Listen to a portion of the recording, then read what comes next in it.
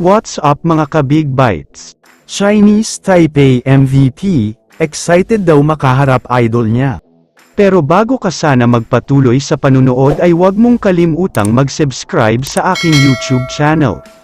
May isang breaking news lang muna tayo sandali tungkol sa Converge FiberX Sirs, dahil umalis na bilang deputy coach si Charles Chu.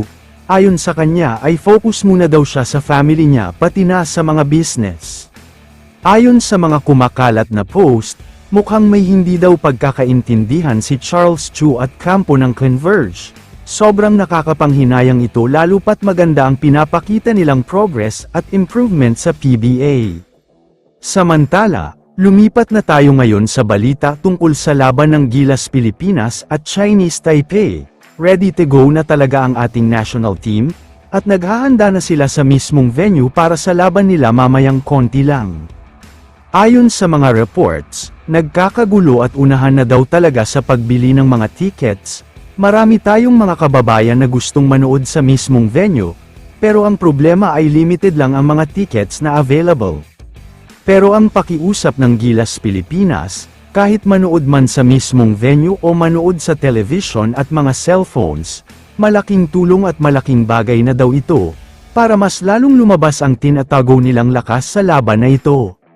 Medyo kinakabahan na nga daw ang Chinese Taipei sa matchup na ito, lalo na ang kanilang team MVP na si Brandon Hilbeck.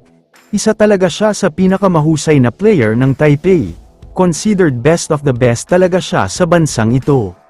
Kinakabahan daw siya dahil makakaharap na niya ang kanyang longtime idol na si Justin Brownlee. Simula nang nangyari nga daw ang game winner ni JB noong 2016, ay naging ultimate fan na daw talaga siya nito. Nakalaban na nga daw niya si JB noong last time na nagharap sila, pero natambakan ang Taipei at limited playing time lang daw si JB noon, kaya ngayon ay gusto niyang makita maglaro ito nang walang kahit anong playing restrictions.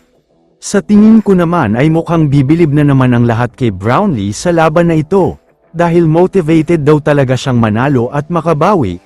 Bigla kasi dumami ang bashers niya matapos ang pangit na performance sa Qatar. Expect natin na minimum of 20 points ang gagawin ni Justin Brownlee sa laban na ito. At makikita na naman natin ang takeover mode niya.